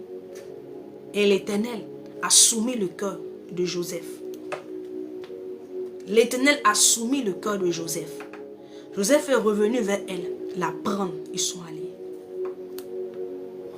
Ils ont dédié leur vie à cet enfant. Alléluia. À cet enfant. Et donc, je dis à quelqu'un, obéis. Obéis. Vous savez, ce qui a fait que Saül a été rejeté. Je termine parce qu'il est là pour moi. Ce qui a fait que Saül a été rejeté. Il est dit en 1 Samuel 15, le verset 24. Saül a été rejeté parce que Saül ne voulait pas perdre son rang. Il ne voulait pas perdre sa notoriété. Oui, parce que Saül a obéi, parce qu'il avait peur du peuple qui était là. Il avait peur d'être rejeté par le peuple. Il avait peur de perdre son poste. Il avait peur de perdre ses attributs. Il avait peur. On va lire directement le verset rapidement. Et puis je vais prier pour la fin.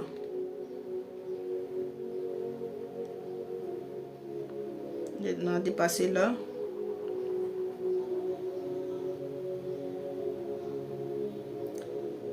Ok. 1 Samuel, le chapitre 15, le verset 24. Ok. On dit Saül. Alors Saül dit à Samuel, j'ai péché car j'ai transgressé l'ordre de l'Éternel. Je n'ai pas obéi à tes paroles. Je craignais le peuple et j'ai écouté sa voix. Il dit quoi? Il dit je n'ai pas obéi. Je n'ai pas obéi à l'Éternel. Pourquoi? Parce qu'il craignait le peuple. Il craignait quoi? Son poste. Il craignait quoi? Sa position. Il craignait quoi? Son rang. C'est ce que cela voudrait dire. Ce n'est pas le peuple en tant que tel. Mais il avait oublié que lui, il était roi. Mais il n'avait pas été élu. Il avait été imposé au roi, au peuple. C'est l'Éternel qu'il a présenté au peuple. Le peuple a demandé d'avoir un roi. Mais le peuple n'a pas choisi. C'est l'Éternel lui-même, dans sa miséricorde, dans sa splendeur, dans sa grandeur, qui a choisi Saül. Maintenant, Saül, lui, il a peur du peuple.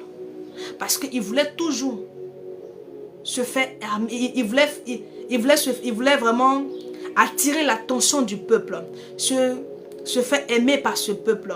Il cherchait à plaire aux hommes. Voici le mot exact. Il cherchait à plaire aux hommes. Et donc, parce qu'il cherchait à plaire aux hommes, parce que ce n'était pas sans raison.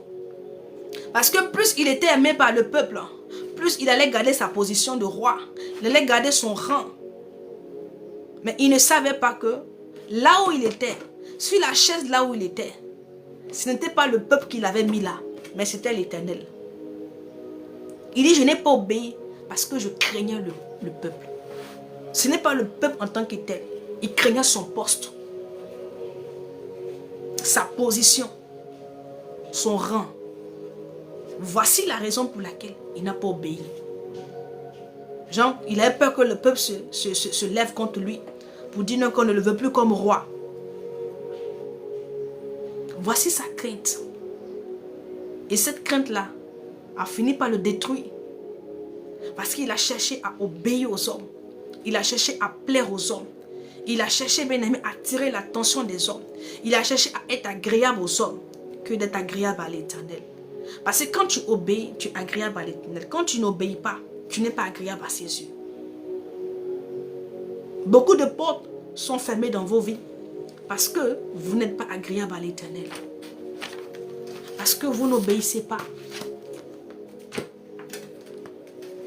Vous n'obéissez pas. Quand tu vas te soumettre, quand tu vas commencer à obéir à l'Éternel, tu verras. L'Éternel va t'ouvrir des portes.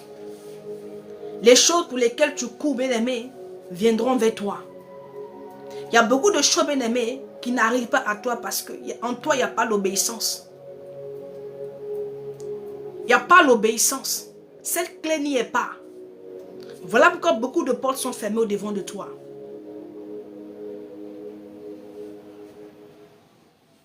Voilà pourquoi beaucoup de portes sont fermées au devant de toi. Est-ce que tu es prêt à obéir? Est-ce que tu es prêt à te soumettre au Seigneur? Même si tu ne comprends pas. Mais est-ce que tu es prête? Est-ce que tu es prête à dire Seigneur, oui, je veux marcher avec toi. Je veux aller. Je veux avancer là où tu m'emmènes. Marie n'a pas tout compris, mais elle a accepté. Elle connaissait les enjeux. Elle connaissait les risques. Elle savait à quoi elle allait s'exposer. Mais cependant, elle a dit oui. Qu'il te soit fait. Car je suis ta servante. Selon que tu l'as décidé.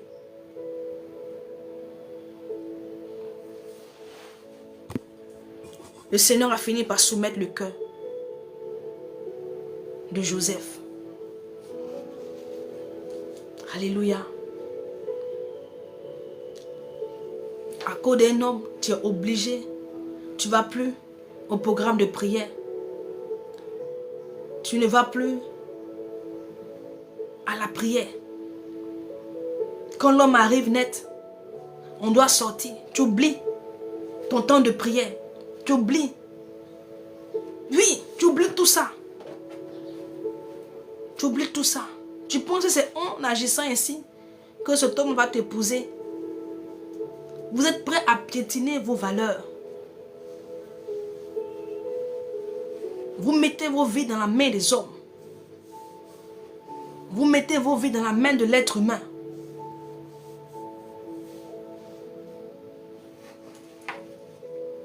Que le Seigneur t'aide.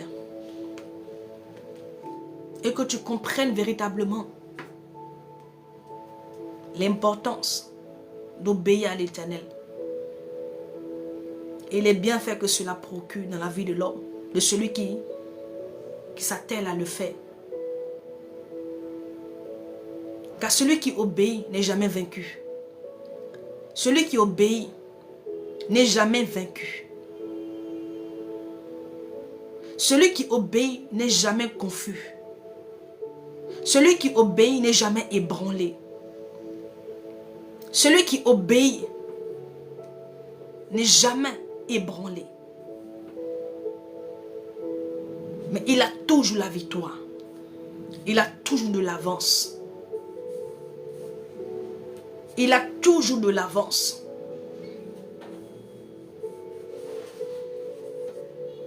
Que l'Éternel nous aide. Je vais prier pour la fin. Alléluia.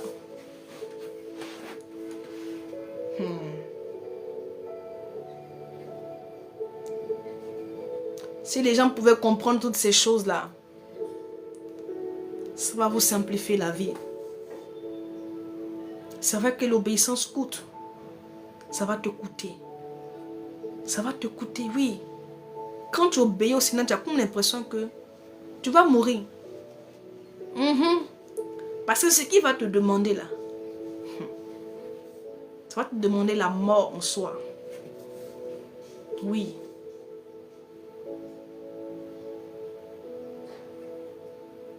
Mais ça te procurera un bien énorme. Quand Marie a accouché, qui a reçu les présents? On dit les mages sont quittés, c'est pas où ils sont venus. Fait des cadeaux. Des cadeaux de grande valeur. L'or et tout. Qui a reçu? C'est Marie. Elle est Joseph. Elle est Joseph.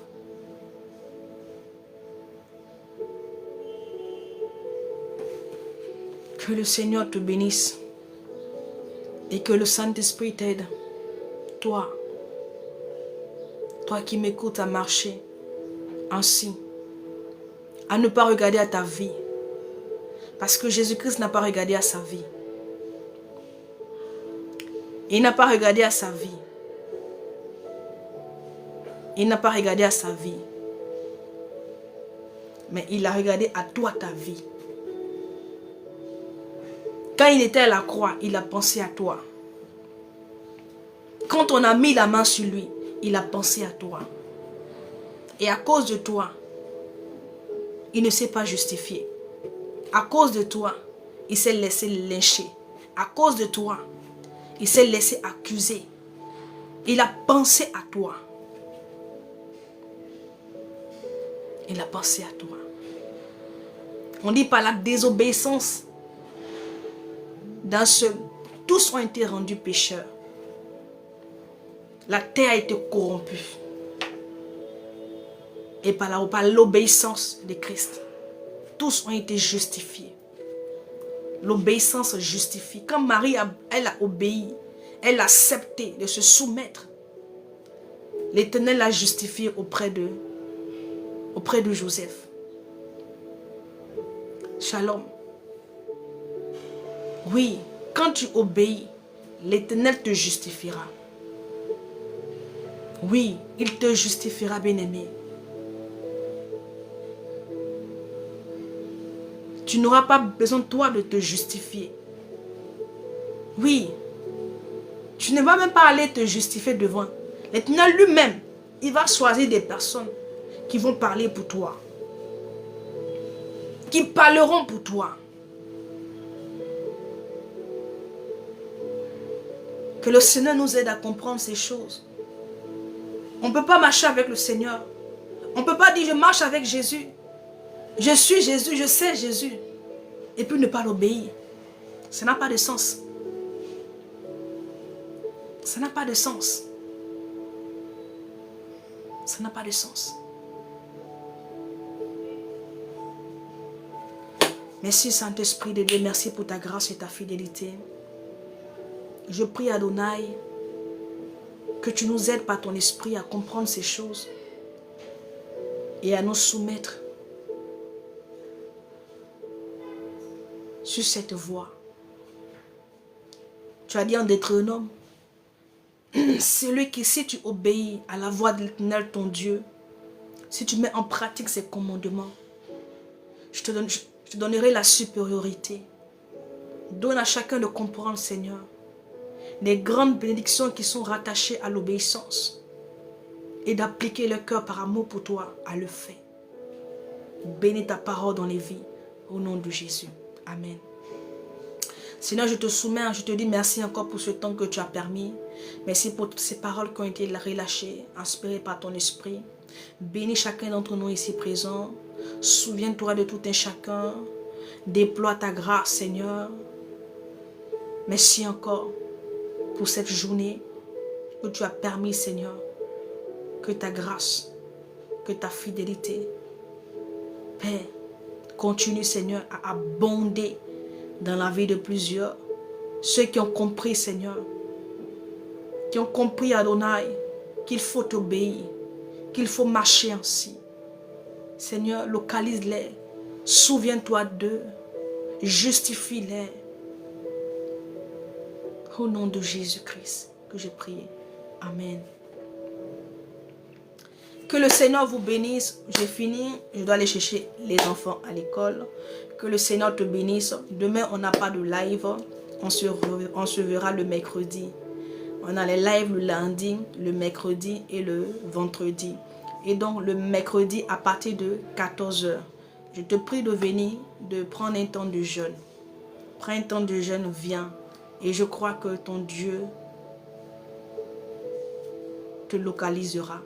Je crois que l'Éternel déploiera sa puissance dans ta vie. Oui, nous sommes dans une saison où le Seigneur veut agir. La Bible dit que là où le péché abonde, quand le péché abonde de part et d'autre, la grâce de Dieu vient surabonder. Parce que l'Éternel met la différence. Quand les gens autour sont en train de se corrompre, quand il y a l'apostasie, bien-aimée, les gens sont dans les vices de ce monde. Ceux-là qui se conservent, ceux-là qui se mettent à part, l'Éternel ne laisse pas. C'est en cela que Enoch a été enlevé. Parce que en son temps, à son époque, les hommes étaient corrompus. Le cœur de l'homme était tortueux. L'homme était poussé vers le mal. Mais lui, il a décidé de marcher. On dit qu'il marchait dans les voies de l'Éternel. Bien-aimés, nous sommes en train d'aller dans un temps où les hommes seront de plus en plus vicieux, malsains. Je dis à quelqu'un, toi, garde cette lumière qui est en toi. Garde cette pureté qui est en toi. Marche dans les voies de l'Éternel. Nous sommes en train d'aller dans un temps où il y aura la différence. Le Seigneur mettra la différence. Et c'est ce temps dans lequel nous sommes en train d'aller. Mais cette différence-là, bien-aimée, sera constatée dans la vie de ceux qui ne proclament pas seulement qu'avec les mots être chrétiens, mais ceux qui vivent, ceux qui marchent, ceux qui obéissent, ceux qui sont soumis au Seigneur. C'est dans la vie de ces personnes-là que le Seigneur agira. C'est dans la vie de ces personnes-là que le Seigneur fera la différence. Il va faire la différence. Et les gens autour verront cette différence-là. Que le Seigneur te bénisse et qu'il t'accorde la grâce de comprendre dans quel temps nous sommes. La grâce qu'avaient les fils d'Isaac. Ils savaient reconnaître le temps dans lequel nous sommes. Que l'Esprit de Dieu te donne ce discernement afin que tu marches par rapport à ce que tu auras reçu du Seigneur et non par rapport à la foule. C'est-à-dire que nous, on ne se refait pas à ce que nous voyons parce que nous avons de l'avance, parce que nous sommes conduits par l'Esprit de Dieu. Et le Saint-Esprit est celui qui sait toutes choses, qui est véritablement des hommes obéissants, des hommes qui obéissent au Seigneur, des hommes qui sont prêts à mourir pour le Seigneur, des hommes qui acceptent de tout laisser pour s'abandonner à Jésus, des hommes qui sont prêts à perdre même le travail, à perdre, bien aimé, tout, et même je dis tu peux tout perdre, mais sauf Jésus, sauf, refuse de perdre la présence de l'Éternel. Car que te servira un mariage sans Jésus? À quoi va te servir une gloire sans Jésus? À quoi va te servir un travail sans Jésus? À quoi va te servir un ministère sans Jésus? Ça ne te servira à rien. C'est en cela qu'il est dit, à quoi servira un homme de gagner tout le monde Tout le monde, tu peux gagner tout le monde entier. Toutes les richesses, toute la gloire, le prestige. Mais à quoi cela va te servir si Jésus-Christ n'y est pas? Que chacun prépare son départ sur la terre. Que chacun prépare le retour de Jésus. Que chacun se prépare. Que le Seigneur vous bénisse et que sa grâce vous soit multipliée. On se reverra donc le mercredi. Pour ceux qui veulent m'écrire, vous pouvez m'écrire en e-box ici. Je vais vous emmener mon numéro.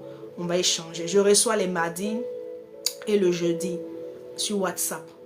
Donc tu m'écris là sur TikTok et on pourra échanger. S'il y a des prières à faire, je prierai pour toi et le Seigneur te fera grâce. Prenez soin de vous. Demeurez dans les voies de Dieu. Dieu est fidèle. Dieu est fidèle. Il est à côté de vous. Il ne vous a jamais laissé. Il ne vous a jamais laissé. Il ne vous laissera jamais. Ses yeux sont sur vous. Il veille sur vous. Il vous garde. Il prend soin de vous. Alléluia. Et je tiens aussi à dire à quelqu'un, nous allons bientôt entrer dans le mois d'octobre. S'il te plaît, dispose-toi et possède la porte du mois d'octobre. Dispose, même si ce n'est pas une nuit, mais entre la nuit du mardi au mercredi, s'il te plaît. Tiens-toi sur tes pieds, tiens-toi à genoux et possède les portes du mois d'août. Oui. Dévance l'aurore. Commande à l'aurore. Parle au mois d'août, au mois d'octobre. Ne franchis pas, n'entre pas dans le mois d'octobre sans avoir possédé les choses spirituellement. Fais-le et ton mois sera différent. Que le Seigneur te bénisse.